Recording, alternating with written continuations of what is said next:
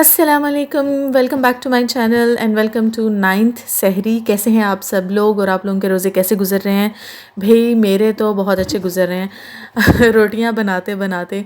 खैर मैंने कभी इतनी तो सोचा कि मैं इतनी रोटियां और इतनी जल्दी बना लूँगी जितनी मैं यहाँ यूके आने के बाद मेरी प्रैक्टिस हुई है।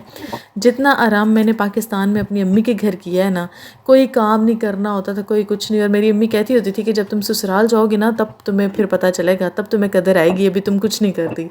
और जो है ना, मेरे ससुराल वालों को भी अल्लाह खुश रखे कि मैं उधर भी सालिक रही हूँ, उन्होंने भी मुझसे काम नहीं करवाया। लेकिन जब से मैं आई हूँ यूके तब से तो मेरी ऐसी ऐसी मेरी अम्मी की दुआ लगी है ना मुझे कि मैं रोटियां ही बना रही हूँ इतनी रोटियां मैं आगे कभी ज़िंदगी में नहीं बनाई होंगी जितनी मैंने ना इस कुछ महीनों में यूके में आके बना दी हैं। लेकिन खैर भाई, ये थी आज हमारी सहरी।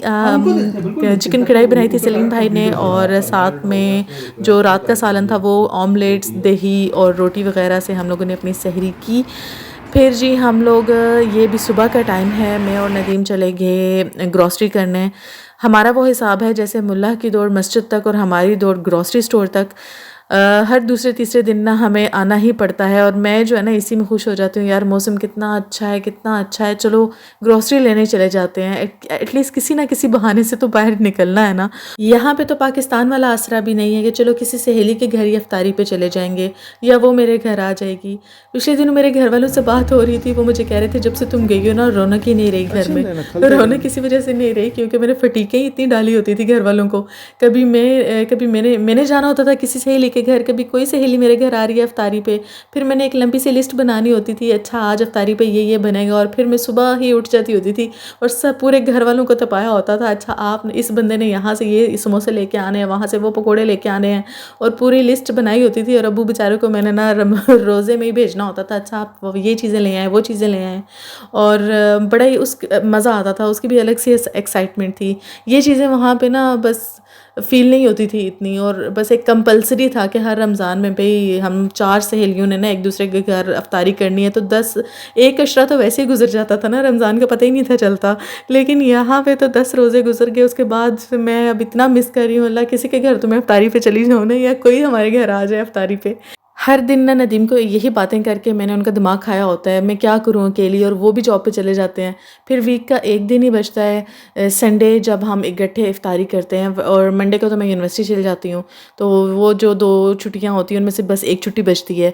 तो बस नदीम भी चले जाते हैं, फिर पीछे होती हूँ। लेकिन अल्लाह का शुक्र है कि हम लोग शेड में रह रहे हैं और बाकी लोग होते हैं, तो फिर इतना फील नहीं होता, वरना मैं अकेली होती तो मैं आती पागल तो वैसे ही हो जाना था। शेड घर की बाकी फटीकें तो अपनी जगह, लेकिन जो इत्तेफाक हमारे घर है ना, वो ऐसे किसी शेड घर में मैंने कम ही देखा है। और काफ़ी सारे लोग मुझे कहते हैं, हाँ आप कैसे रह लेती हैं शेड घर में, और किसी के साथ शेयर करना, अपनी प्राइवेसी नहीं होती, और हम तो नहीं रह सकते, आप पता नहीं कैसे रहती हैं। भाई हमें भी पता है ये सब चीज़ें, लेकिन जब आप यहाँ पे आते हैं तो आपको हर चीज़ के लिए रेडी रहना पड़ता है, हर चीज़ को कंप्रोमाइज़ करना पड़ता है। कोई भी खुशी से शेड में नहीं रहता। सो बार बार ये बातें करने का कोई फ़ायदा नहीं होता, अगला बंदा जो है सुकून से रह रहा है उसे सुकून से रहने दे। मेरा एक्सपीरियंस तो आप लोगों को मेरे व्लॉग्स में देख ही चुके होंगे कि हम लोग किस तरह से मैनेज करते हैं अपने खाने बनाने का टाइम। उसके बाद हर बंदा मिलजुल के कर लेता है। अगर एक बंदा एक काम कर रहा है तो दूसरा बंदा दूसरा काम करना शुरू हो जाएगा, तो एक दूसरे को सपोर्ट करते हैं बजाय कि एक दूसरे को लेट डाउन करें। तो तभी जो है वो हम लोगों का शेड घर में ना बड़ा सुकून से गुजारा हो रहा है, और ऐसे पता चल रहा है जैसे हम एक फैमिली ही की तरह रह रहे हैं। और तो और जो शेड घर में पहले एक फैमिली रह के जा चुकी है ना, उनके साथ भी हमारे इतने अच्छे रिलेशन बन गए हैं कि वो कोई भी बात हो तो ज़रूर आते हैं हमारे घर में। और हालांकि वो क्रिश्चियंस हैं, बट स्टिल आपके दिल पे डिपेंड करता है और आपके अपने आप पे डिपेंड करता है। अगर आप अच्छे हैं सबके साथ तो डिस्पाइट रिलीजन, किसी भी कल्चर, किसी भी सिटी के, आप जो है वो अगले बंदे के साथ रिलेशन अच्छा बना सकते हैं, और एज अ फैमिली आप रह सकते हैं अगर कोई इस चीज़ को समझे। तो अगर आपने ये समझना है कि भाई ये लोग पता नहीं कहाँ से हैं, कैसे हैं, हम नहीं रह सकते इनके साथ, हम ये नहीं कर सकते। हम अगर आप नखरे करना शुरू कर दें तो फिर तो आप किसी जगह पे भी कंप्रोमाइज़ नहीं कर सकते। सेम हिसाब है आपकी जॉब का। अगर आप यहाँ ये सोच के आ रहे हैं कि हमें तो कोई ऑफिस जॉब मिलेगी, हमारा इतने साल का एक्सपीरियंस है पाकिस्तान में, हम यहाँ आके भी अपने एक्सपीरियंस और अपनी पोस्ट के हिसाब से जॉब करेंगे, तो ये मेंटालिटी लेके आप यहाँ पे बिल्कुल भी गुजारा नहीं कर सकते। आपको यहाँ पे जो जॉब मिले वही आपको करनी पड़ेगी। ये नहीं होगा कि बस आपको ऑफिस वर्क करते रहें तो अब आपने लेबर वर्क नहीं करना। तो हर चीज़ के लिए ना अगर आपकी मेंटालिटी कंप्रोमाइजिंग है तो फिर तो आपका फिट किस्म का गुजारा हो जाता है यूके में। लेकिन अगर आपका जो है वो मेंटालिटी वही है कि नहीं बस नखरे हैं, तो फिर बहुत मुश्किल है। फिर तो शेयर्ड घर में रहना भी मुश्किल है, जॉब करनी भी मुश्किल है, और यूके में सेटल होना तो बहुत बहुत बहुत मुश्किल है। ये थी आपकी बाजी की तरफ से कुछ गहरी बातें, क्योंकि आपकी बाजी भी जो है ना वो पहले कंप्रोमाइजिंग नहीं होती थी। पाकिस्तान में भी बड़े नखरे होते थे, लेकिन यहाँ आके ना फिर सब कुछ चेंज हो गया है। उम्मीद है आप लोगों को समझ आ गई होगी। अगर हुन भी नहीं ना आई तो फिर अल्लाह ही हाफिज़ है, हुन मैं फिर कुछ ना कर सकनी। इस हसीन मौसम में और हल्की बारिश में मैं और नदीम एक दूसरे की सुनते सुनाते जो है वो घर वापस आ गए, और फिर जो है नदीम की जॉब का टाइम हो गया और वो चले गए भाई जॉब पे। बाकी पीछे बचती हूँ मैं और मीर हादी को भी मैंने पता नहीं इंगेज किया, शायद कार्टून देख रहा था या अपने टॉयज़ के साथ खेल रहा था, और मैं बना रही थी यहाँ पे अफ्तारी। आज अफ्तारी में मेरा कुछ भी बनाने का मूड नहीं था। बस एज़ यूजुअल मेरा क्या होता है, अगर मुझे एक कोई भी ड्रिंक मिल जाए, यानी शिकंजी हो जाए, रूह अफ़ज़ा हो जाए, एनीथिंग कुछ भी, तो वो हो जाए और साथ में चिप्स और चटनी हो जाए, तो बस मेरा जो है ना वो अफ्तारी डन होती है।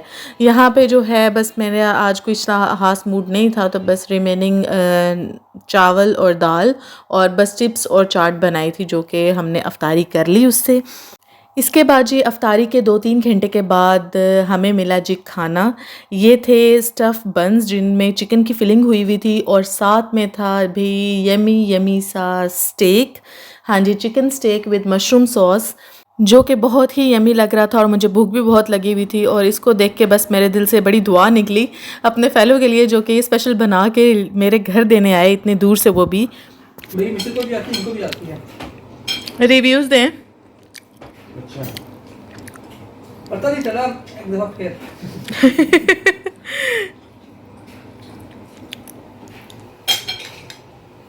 कैसा?